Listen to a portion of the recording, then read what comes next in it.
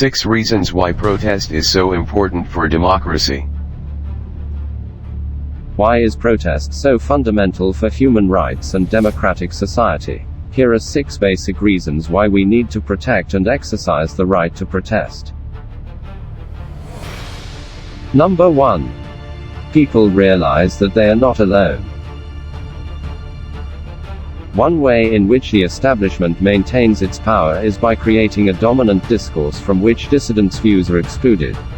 If people think differently, they may feel isolated, marginalized and powerless. Public demonstrations and marches empower people by showing them that there are thousands of people who think the same things. Number 2. By protesting, we alter the agenda and start a debate. Those in power may try to ignore us, but if there are enough protesters, then they will feel the need to come up with reasons why all of the protesters are wrong. That is when the debate begins and argument becomes possible.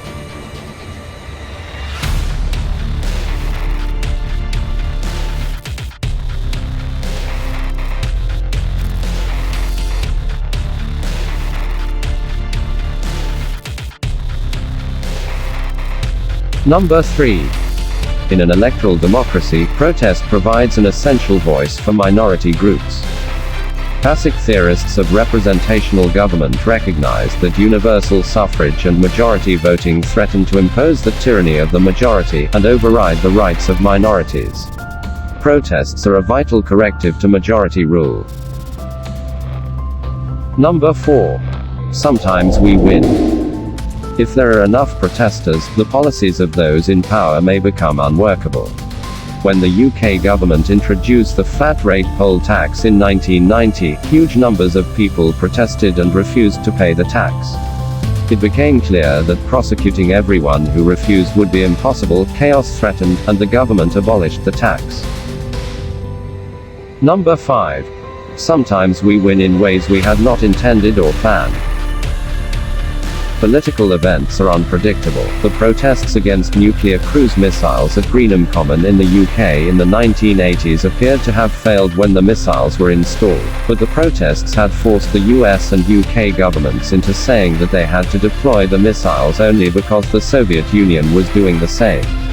When Mikhail Gorbachev came to power in the Soviet Union and said that he was willing to make an agreement to withdraw all the missiles, the Western governments could not go back on what they had said. The missiles were withdrawn, and Greenham Common is now public parkland. Number 6. Sometimes we win, but it takes a generation or more.